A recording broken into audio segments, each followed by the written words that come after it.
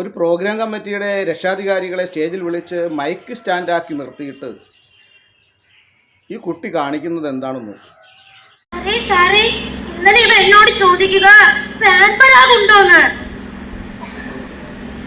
തനിക്ക് ഇത്തിരി ബോധമുണ്ടോ? ഒരു നേഴ്സിനാണോ താൻ ഇങ്ങനെയൊക്കെ ചോദിക്കേണ്ടത്? അങ്ങനത്തെ സാധനം അവനുണ്ടോ സാറേ?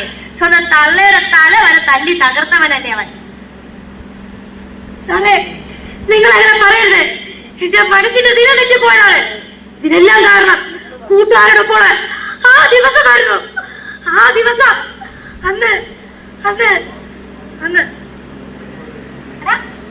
എന്താണ് ഈ കൂടി താടാ? ഞാൻ വലിക്ക് സത്യം ചോദിക്കും.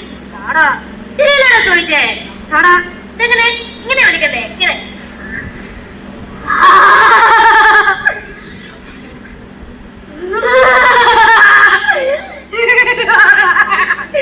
കുത്ത് ഇവിടെ തന്നെ കുത്ര.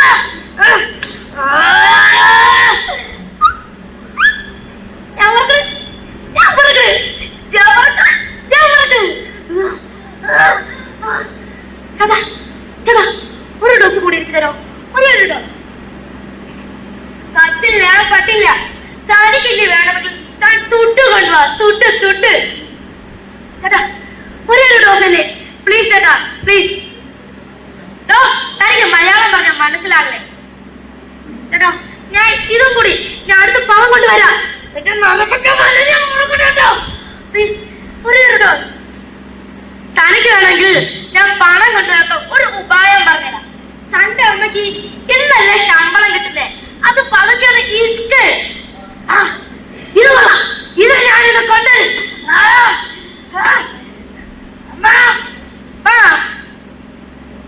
എന്താ മോനെ? അമ്മ, എനിക്കിതിരി പണം തരോ? ഇത് പലതവണ കടയ്ക്ക് പോലും കൊടുക്കാൻ തികയില്ല. നിനക്ക് ഞാൻ അടുത്ത വട്ടം തരാം. അതൊന്നും പറഞ്ഞിട്ട് കാര്യമില്ല. എനിക്ക് അത്യാവശ്യം പണം വേണം. പറ്റില്ല മോനെ.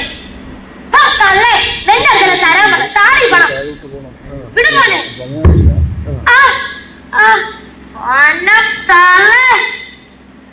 നിങ്ങളെന്നെ അടിച്ചല്ലേ?